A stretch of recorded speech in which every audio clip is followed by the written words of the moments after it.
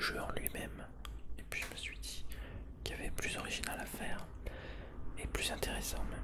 Tout simplement, vous parler de Pokémon en général, qui mine de rien est une franchise que j'aime beaucoup parce que c'était le dessin animé et le jeu vidéo principal de mon enfance.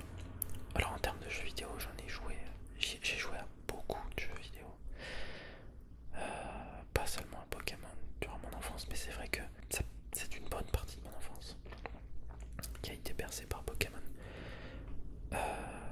Donc voilà, avec la sortie du jeu, ça m'a un petit peu replongé dans cet univers et je me suis dit pourquoi pas en faire une vidéo. Donc c'est parti. Pokémon est une franchise créée par Satoshi Tajiri en 1996, présente en particulier en jeux vidéo, dans des séries éditées par Nintendo. Selon les statistiques officielles de Nintendo, en octobre 2010, les jeux Pokémon se sont vendus à environ 250 millions d'unités. Le jeu vidéo Pokémon Rouge et Bleu s'est vendu à plus de 30 millions d'exemplaires, ce qui en fait un record des ventes dans l'histoire du jeu vidéo. La franchise est également exploitée sous forme d'animés, de mangas et de jeux de cartes à collectionner. Dans la série animée homonyme, le personnage principal, Sacha, voyage à travers diverses régions fictives dans le but d'attraper de nouvelles sortes de monstres éponymes, un concept qu'on retrouve également dans les jeux vidéo de la franchise.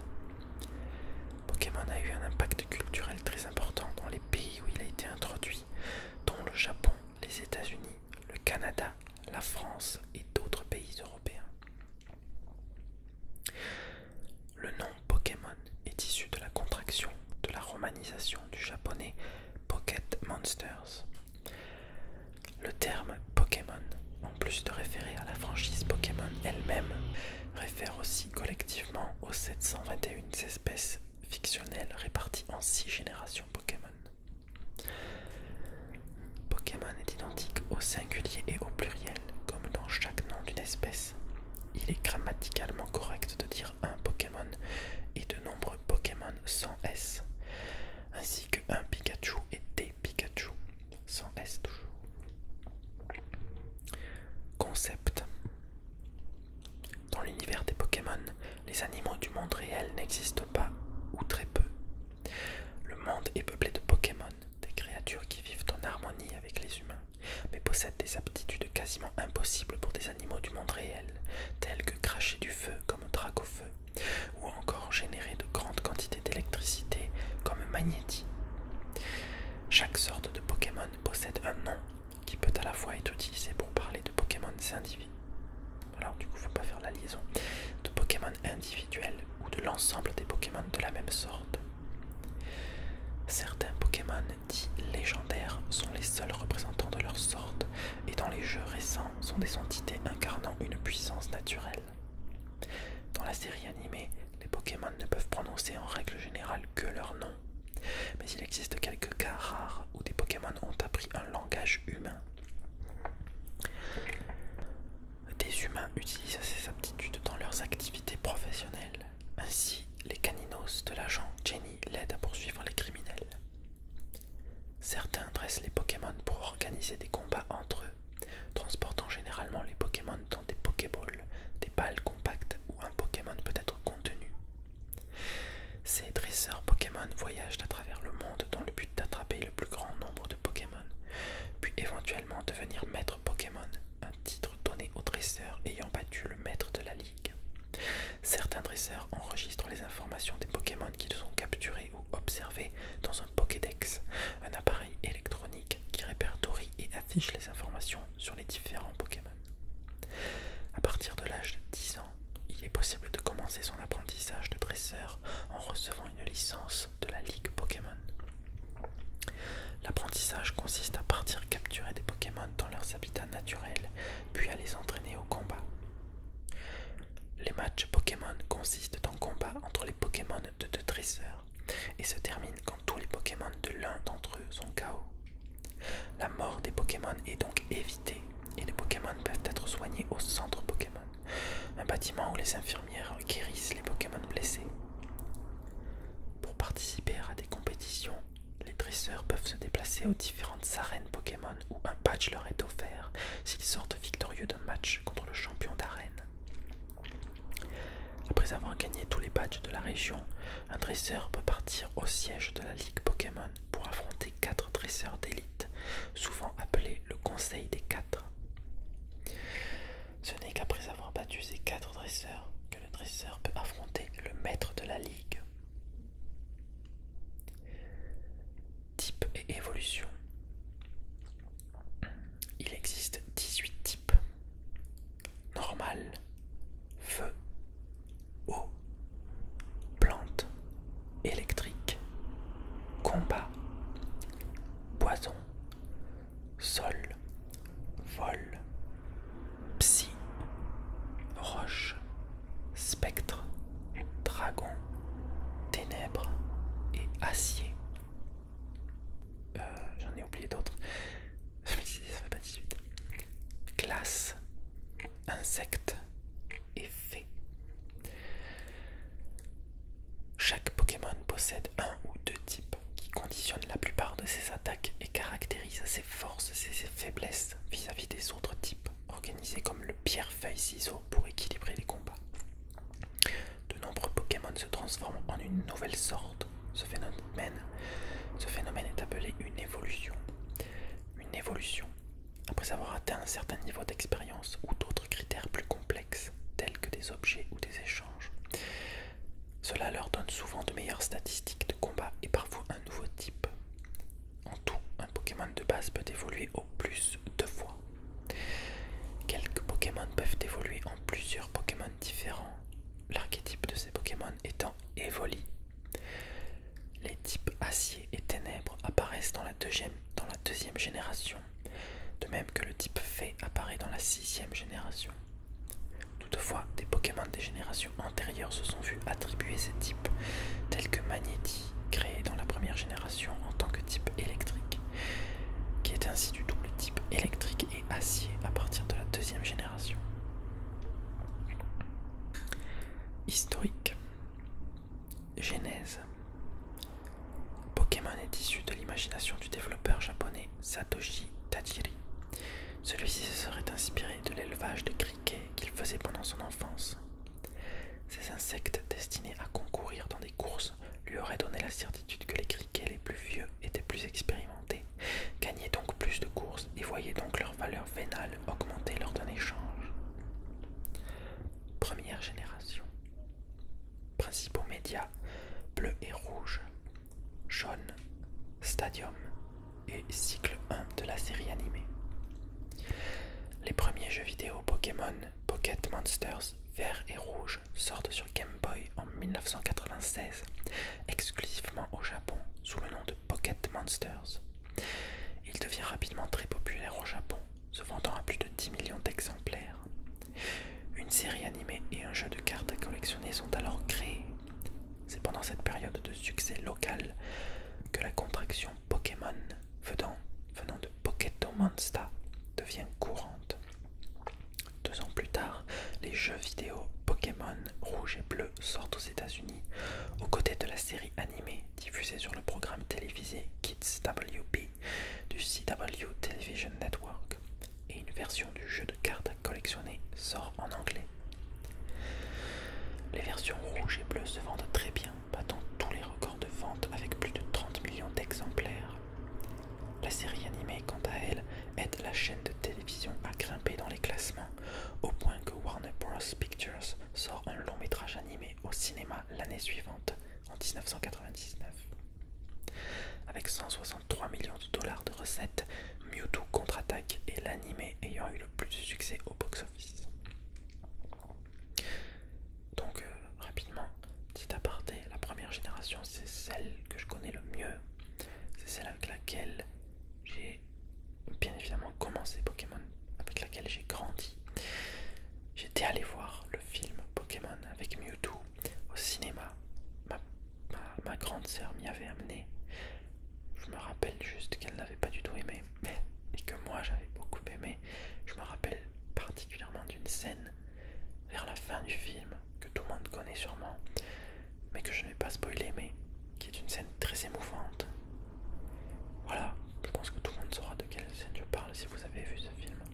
Et je me souviens aussi du court-métrage qui a précédé le film, qui était, si je ne me trompe pas, le camp de vacances Pokémon.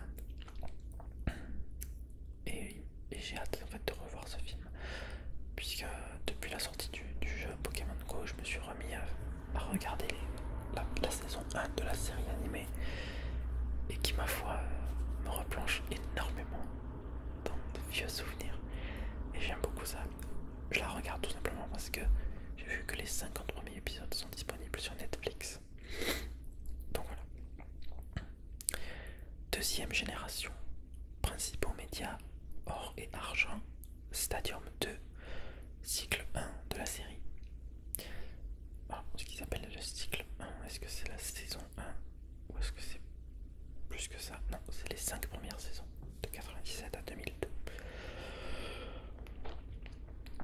La sortie en 2000 de Pokémon Or et Argent avec 100 nouveaux Pokémon marque le début de la deuxième génération.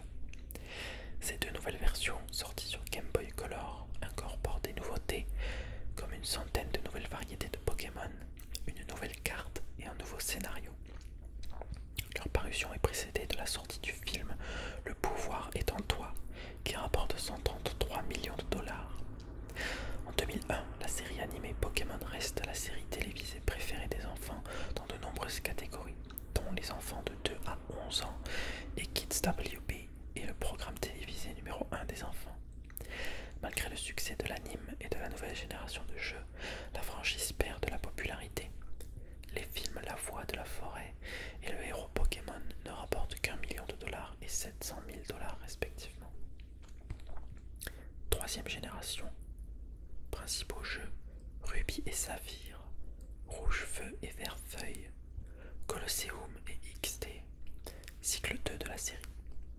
La franchise freine donc sa production pendant les 2 années suivantes, prenant le temps de développer de nouveaux jeux pour se réinventer. C'est donc en 2003 que sortent les versions Ruby et Saphir sur Game Boy Advance avec de nouveaux concepts, comme celui des Pokéblocks, mais aussi une addition considérable de nouvelles espèces de Pokémon, la liste des espèces atteignant 386. Ces deux jeux se vendent bien, occupant la seconde et troisième place des jeux vidéo les plus vendus en 2003. Cette renaissance de la popularité de Pokémon ne se fait pas uniquement au niveau des jeux vidéo, mais également via le jeu de cartes à collectionner. En effet, une organisation du nom de Pokémon Organized Play se forme en 2003 et organise des tournois nationaux qui ravivent la popularité du jeu de cartes. La série animée se réinvente elle aussi avec un nouveau cycle de saison appelé Pokémon Advanced, qui lui rend sa popularité perdue. Cette période marque le retour de Pokémon en matière de popularité, mais aussi de production. Cette troisième génération de jeux continue avec la sortie d'une dizaine de nouveaux jeux Pokémon sur Game Boy Advance, puis comme sur GameCube. En 2004, les versions Rouge Feu et Vert Feuille sortent. Ces deux nouvelles versions ne marquent pas en elles le début d'une nouvelle génération, étant des remakes des 2 premières versions à être commercialisées partout dans le monde, Rouge et Bleu. Quatrième génération. Principaux médias, Diamant et Perle, Or HG et Argent SS, Battle Révolution et cycle 3 de la série. La 4e génération devra attendre 2006, l'année de sortie des versions Diamant et Perle sur Nintendo DS, bien que la sortie européenne se fait presque un an plus tard, en juillet 2007. Cette fois-ci, le nombre de sortes de Pokémon passe à 493 et les jeux bénéficient de la technologie de la Nintendo DS qui dispose de 2 écrans. Pendant ce temps, la série animée rentre dans un nouveau cycle, Pokémon Diamant et Perle, qui jouit d'une popularité correcte aux États-Unis, étant diffusé sur Cartoon Network. Pokémon Platine, qui est le 3e épisode de la génération Perle Diamant sur Nintendo DS, est sorti le 13 septembre 2008 au Japon, le 22 mars 2009 aux États-Unis et le 22 mai 2009 en Europe. Lors de la sortie des versions Diamant et Perle, le nombre de Pokémon différents est de 493. quelques variantes. Souvent, le nombre 497 est aussi annoncé à cause des différentes formes de l'un d'eux. Et quelques Pokémon qui n'ont pas été placés volontairement dans le jeu, mais apparaissent à cause de bugs. Ces Pokémon n'apparaissent jamais dans les autres médias que les jeux. En 2010, les versions Pokémon Or, Earth Gold et Argent Soul Silver sortent, cette fois en tant que remake des versions Pokémon Or et Argent, mais avec toutes les nouveautés issues des nouvelles générations, notamment techniques ou au niveau du système de jeu. 5e génération. Principaux médias, Noir et Blanc, Noir 2 et Blanc 2 et cycle 4 de la série. Une 5e génération de Pokémon est arrivée d'abord au Japon, puis en Amérique et en Europe, à la sortie des versions Noir et Blanc. Il existe désormais 649 Pokémon. Une fois de plus, les jeux sont un succès et atteignent en Amérique un score de 1,4 million d'exemplaires vendus pour le premier jour de sa commercialisation. Deux nouveaux jeux, Pokémon version Noire 2 et Pokémon version Blanche 2, ont été annoncés. Ces suites sont sorties le 23 juin 2012 au Japon et sortiront le 7 octobre 2012 aux États-Unis et le 12 octobre en Europe. Au Japon, les jeux se sont vendus à 1,6 million d'exemplaires en 2 jours. 6e génération. Principaux médias X et Y, R Omega et S Alpha, Pokémon Tournament et cycle 5 de la série.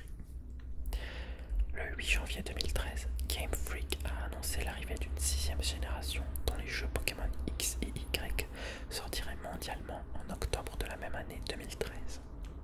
Avec 72 nouvelles créatures ajoutées pour cette édition, le nombre total de Pokémon atteint donc 721 en octobre 2013. Le 7 mai 2014, Nintendo a annoncé la sortie de Pokémon Ruby Omega et de Pokémon Saphir Alpha pour novembre 2014. Ces jeux seront des remakes des versions Ruby et Saphir sorties en 2003. Les premières images du jeu ont été révélées à l'occasion du Nintendo Digital Event donné à l'occasion de l'E3 2014. Le jeu reprend le moteur graphique de Pokémon X et Y. 7e génération. Principaux médias, Soleil et Lune et cycle 6 de la série.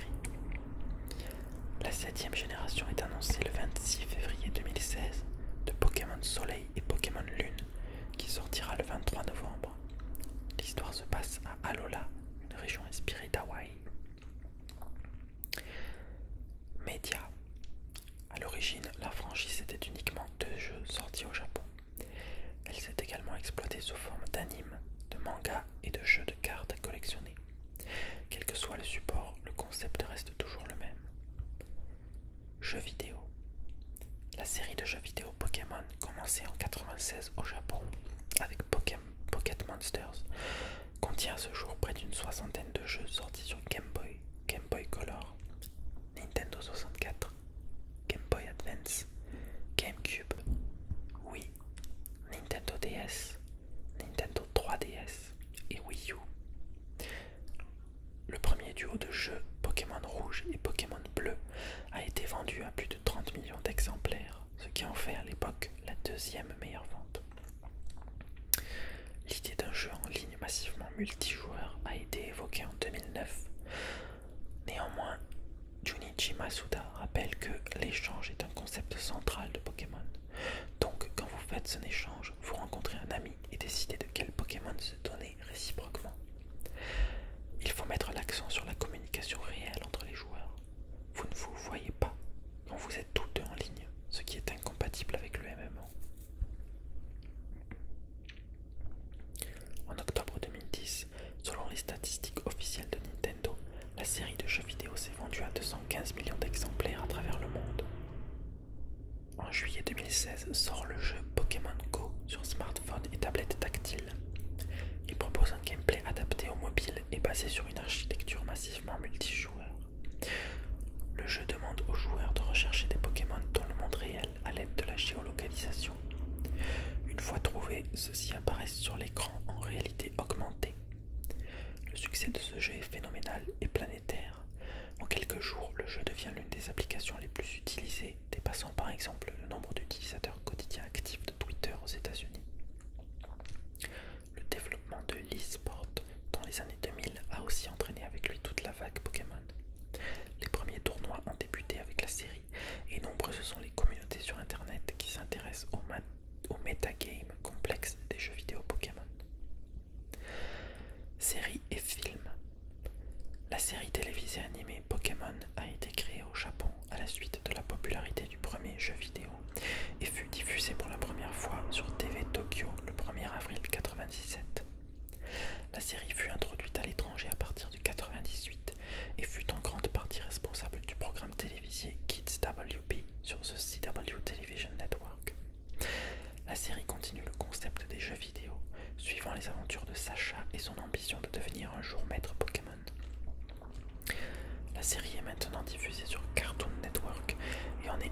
actuellement à sa 19e saison. Ces 19 saisons peuvent être séparées en 7 cycles. Voyage à Kanto, saison 1. Les îles Oranges, saison 2. Voyage à Johto, saison 3 à 5. Advanced Generation, saison 6 à 9. Diamant et Perle, saison 10 à 13. Noir et Blanc, saison 14 à 16. XY, saison 17, 18 et 19. Une série diffusée en parallèle à la série principale, Pokémon Chronicles, est diffusée en tant que spin-off depuis 2002. J'ignorais. Connue sous le nom de Hoso Pokémon au Japon, la série consiste en 22 épisodes mettant en scène les personnages secondaires de la série principale. En France, ces épisodes furent diffusés pour la première fois en septembre 2007 sur la chaîne Gulli. 2 téléfilms ont également été diffusés. Ils incluent Le Retour de Mewtwo en 2001 et Le Maître des Mirages en 2006. De plus, 19 longs métrages dérivés de la franchise sont sortis, dont certains uniquement au Japon. Le premier, Pokémon, le film Mewtwo contre-attaque, est sorti en 1998 au Japon et en 2000 en France.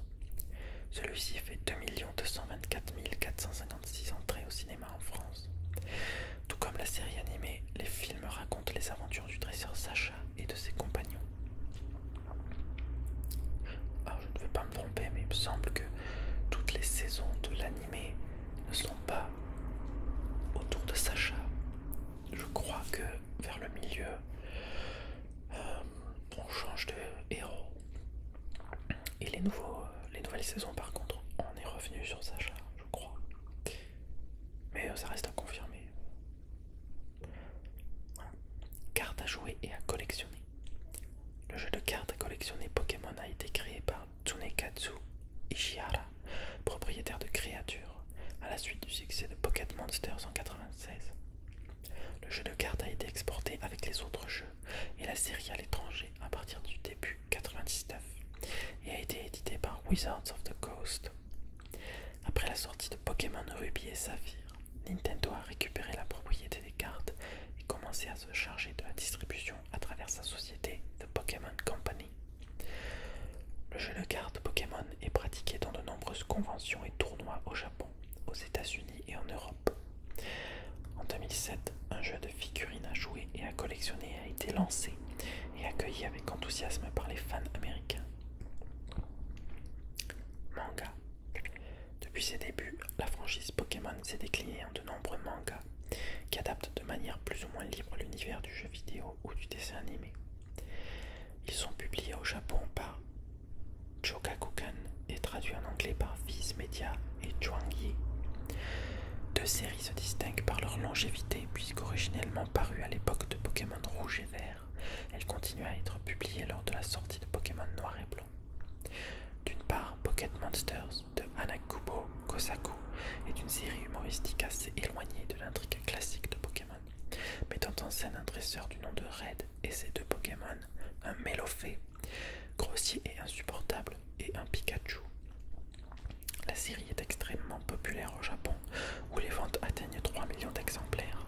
Les personnages du manga font même une apparition sous forme de dessin animé dans une courte séquence de l'épisode 362 de la série télévisée. D'autre part, Pocket Monsters Special, scénarisé par Hidenori Kusaka, et dessiné par Satoshi Mato puis Yamamoto Satoshi, est une série d'aventures qui reprend au plus près l'intrigue des jeux vidéo. À chaque nouveau jeu correspond un nouvel arc narratif mettant en scène un nouveau héros qui porte le nom de la version, Red, Yellow, Gold, etc. Chacun des chapitres de la série a pour titre le nom d'un Pokémon précédé de la mention VS. Seules 3 séries de mangas ont été traduites en français et publiées par Glénat entre 1999 et 2002. Pokémon Attrapez-les tous de Mio Asada, Pikachu Adventures de Yumi Tsukirino et Pokémon La Grande Aventure, traduction de Pocket Monsters Special.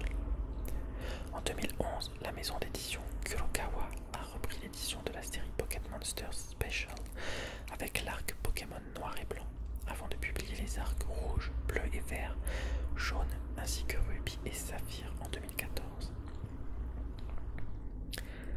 Accueil.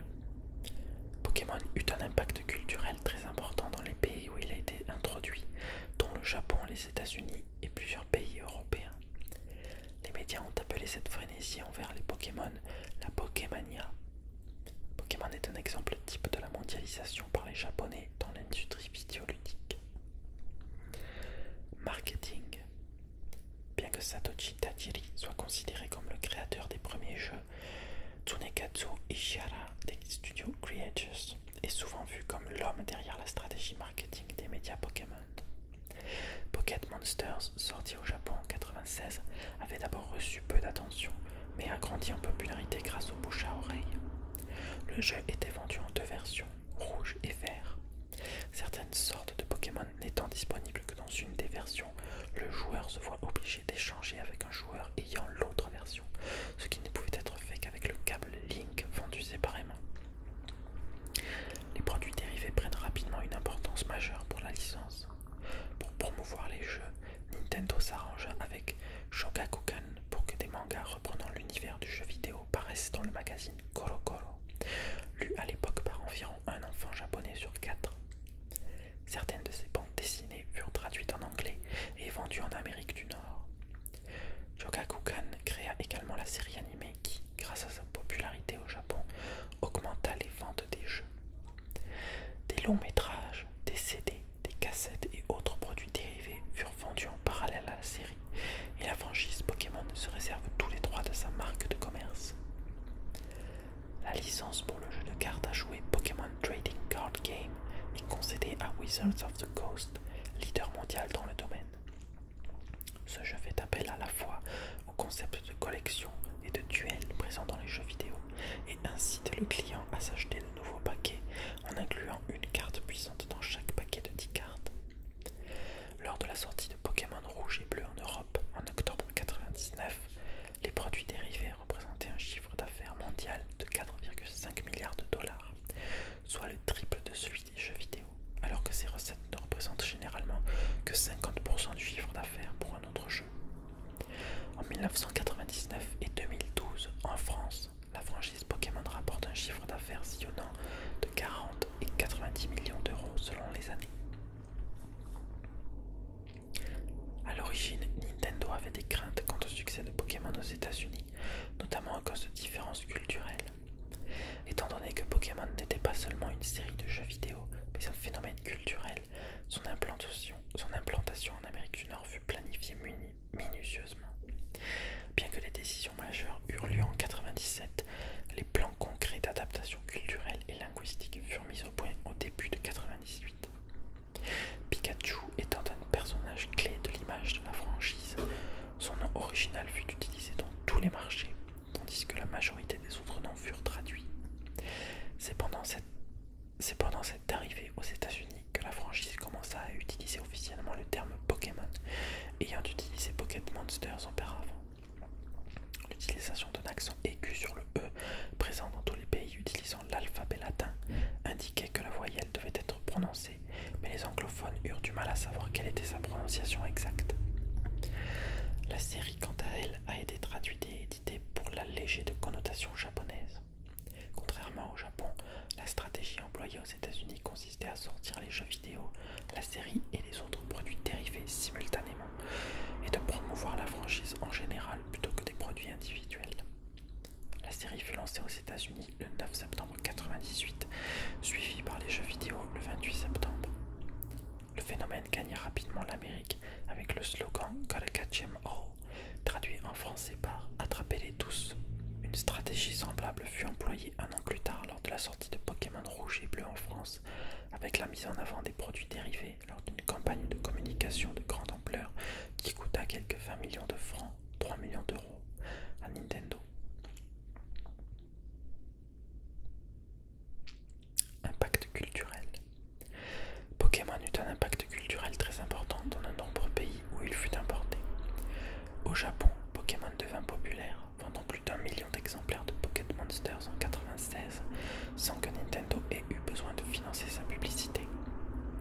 Au Tokyo Game Show de 1997, les joueurs pouvaient obtenir le Pokémon Mew en le téléchargeant sur leur jeu.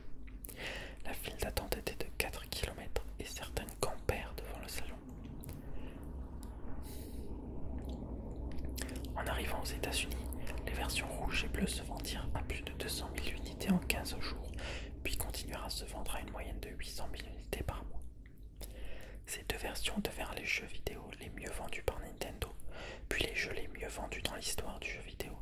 Et Pokémon Pinball fut le jeu Game Boy s'étant vendu le plus rapidement, avec plus de 262 000 unités vendues en 20 jours. C'est marrant parce que j'avais oublié l'existence de ce jeu, et pourtant j'y ai beaucoup joué aussi. Pokémon Pinball sur la Game Boy Color, je crois. Et c'était vraiment un très bon jeu. La série et les jouets distribués par Hasbro furent eux aussi des succès commerciaux, tant que la série fut l'émission pour enfants la plus demandée par les chaînes de télévision et que Hasbro dépassa son concurrent principal Mattel en 2000. Les jeux furent tellement populaires que Hasbro était incapable d'assembler suffisamment de jouets pour satisfaire la demande. Wizards of the Coast eut le même problème avec le jeu de cartes à collectionner et a vendu plus de 50 millions de cartes entre janvier et mars 1999. Une patrouille de 3 coccinelles personnalisées pour ressembler à Pikachu fut utilisée pour la promotion de la sortie du jeu de cartes les 9 et 10 janvier. En juillet 1999, Pokémon avait généré plus de 5 milliards de dollars et 152 milliards d'euros en 2005. Le phénomène nommé Pokémania toucha aussi des pays européens comme la France, où les versions rouges et bleues furent les jeux les plus vendus de 1999, et le million d'exemplaires vendus fut atteint en juin 2000, moins d'un an après son lancement en France.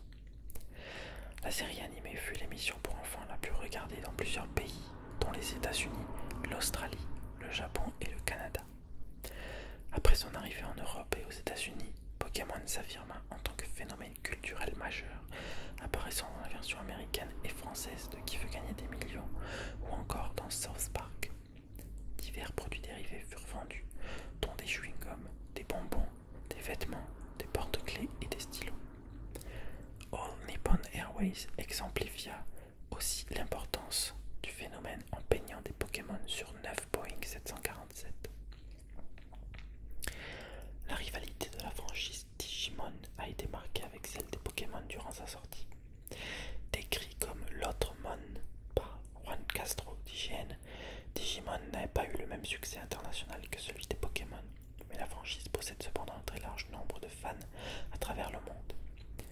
Lucas M. Thomas d'IGN explique que la compétition et la comparaison constante de Pokémon et Digimon et la complexité du mécanisme de l'évolution comparé à la digivolution. Certaines similitudes conceptuelles et stylistiques ont été notées entre les deux franchises par certains sites tels que GameZone. Un débat parmi les fans des deux parties existe concernant des discussions éventuelles sur laquelle des deux franchises est apparue en premier. Dans l'actualité, les deux premiers médias Pokémon, Rouge et Bleu, sont initialement parus le 27 février 1996, alors que le premier média de Digimon, le Virtual Pet, n'est paru que le 26 juin 1997. Critiques et controverses. Depuis son succès en 1996, la franchise Pokémon fut plusieurs fois critiquée. Certaines écoles aux États-Unis choisirent de bannir les jeux et cartes Pokémon car elles considéraient qu'ils provoquaient une attitude obsessionnelle et violente chez certains enfants. Nintendo s'est censuré pour éviter des controverses. La position des bras de Reggie Steele est différente en Allemagne car elle ressemblait à un salut nazi. Violence chez les enfants. Bien que les médias de la franchise envoient un message de tolérance et de non-violence, certains considèrent que Pokémon est responsable de nombreux comportements violents chez les enfants. Les médias ont ainsi rapporté des cas d'enfants âgés de 9 à 15 ans qui faisaient usage de la violence physique ou du vol à l'étalage pour se procurer des cartes Pokémon, et certaines cartes rares pouvaient même se négocier autour de $100. Dans un cas extrême à Long Island en 1999, un enfant de 11 ans a même poignardé un de ses camarades qui essayait de lui voler ses cartes. Les critiques du jeu de cartes avancent l'hypothèse que ce jeu est une forme de jeu de hasard pour enfants et devrait donc être interdit par la loi. Certains pointent du doigt la nature combative des matchs Pokémon et son influence sur le comportement des enfants, bien que les Pokémon ne meurent pas pendant les combats et qu'aucun sang n'est montré.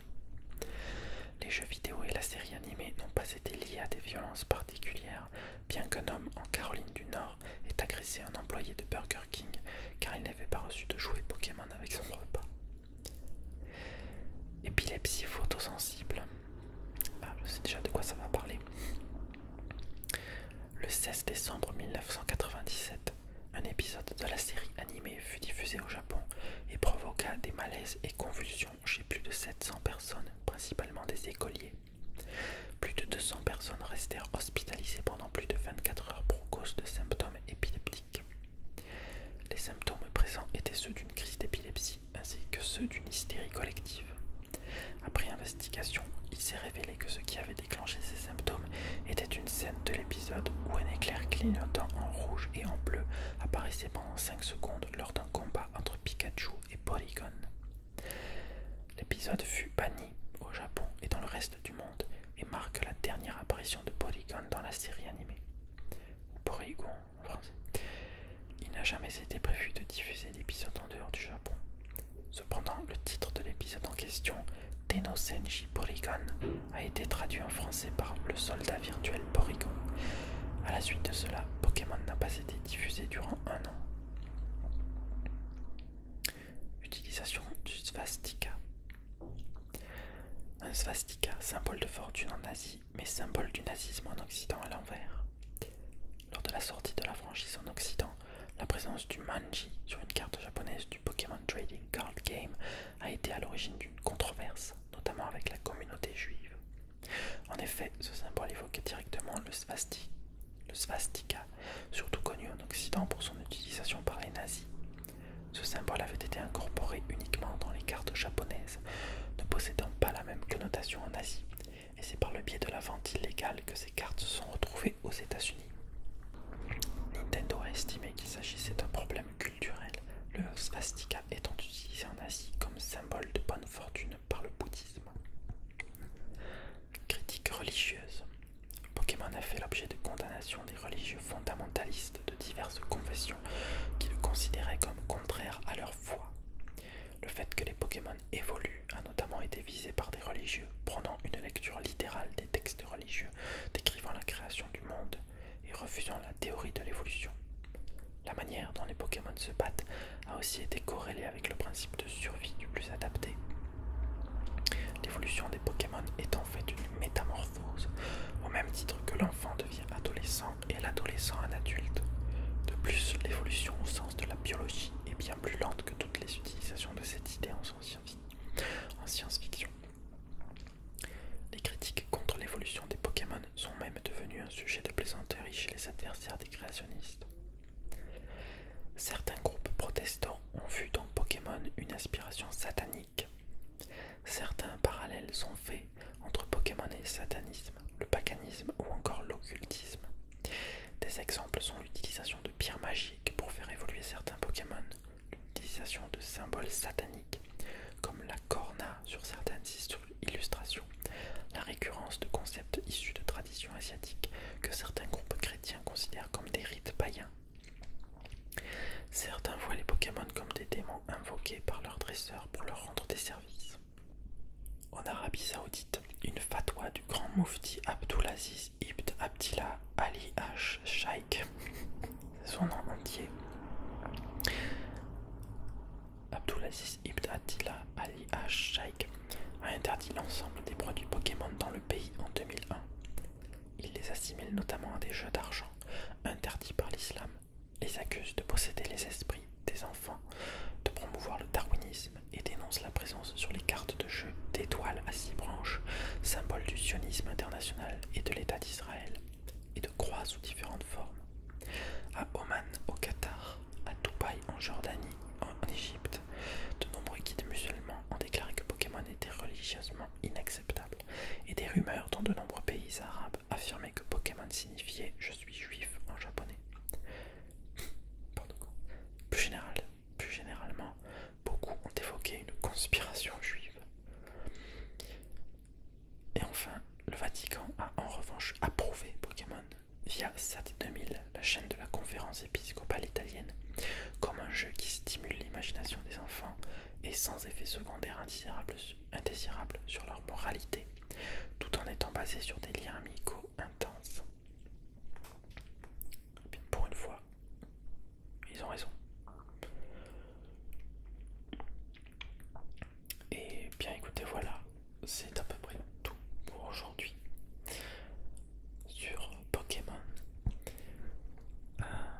N'hésitez pas à me suggérer vos prochaines, à me suggérer vos idées de sujets pour des vidéos wiki ASMR ou pour toute autre vidéo.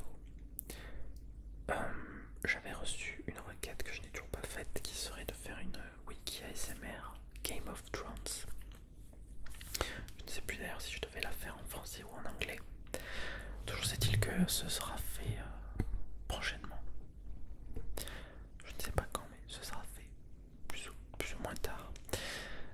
Dans tous les cas, merci d'avoir